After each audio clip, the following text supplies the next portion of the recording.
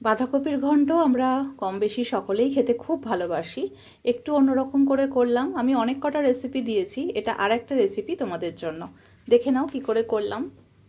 সবজি কাটার ওপরে রান্নার স্বাদ অনেকটা ডিপেন্ড করে। কীরকম বাঁধাকপিটা কেটেছি দেখো। তাহলে কথা না বলে আমি ঝটপট করে রান্নাটা শুরু করে দিই।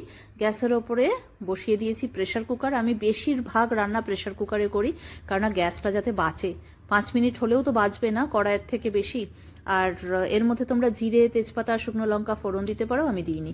দিয়েছি আদা একদম জুলিয়ান করে কাটা, আর পেঁয়াজ দিয়েছি, ক্যাপসিকাম, টমেটো, কাঁচা লঙ্কা, নুন, হলুদ, দেবো মটরশুঁটি।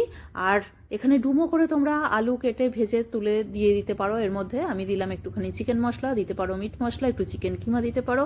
দিয়ে দেবো মটরশুঁটির পরে কুচো করে কেটে রাখা বাঁধাকপিগুলো। বাঁধাকপি যদি একদম ঝিরিঝিরি করে কুচানো হয়ে যায় তাহলে কিন্তু রান্না করতে জাস্ট 2 মিনিটই লাগবে, একদম সঙ্গে সঙ্গে সেদ্ধ হয়ে যাবে আর খেতে দুর্দান্ত হয়। নামানোর আগে তোমরা একটুখানি মিষ্টি দিতে পারো, আর একদম শুকনো করবার জন্য একটুখানি আটা ছড়িয়ে দিতে পারো, তাহলে কিন্তু একদম শুকনো হয়ে যাবে। গরম খিচুড়ি, রুটি, পরোটা সব কিছুর সঙ্গে দুর্দান্ত জমে যাবে। আর যে কোনো বা গরম ভাতের সঙ্গেও খেতে দারুণ লাগে। আমি তো এটা আজকে গরম ভাতের সঙ্গেই খাবো। আর শীতকালে আমাদের অতি জনপ্রিয় খাবার এই কড়াইশুঁটি দিয়ে বাঁধাকপির ঘন্ট, দুর্দান্ত লাগে।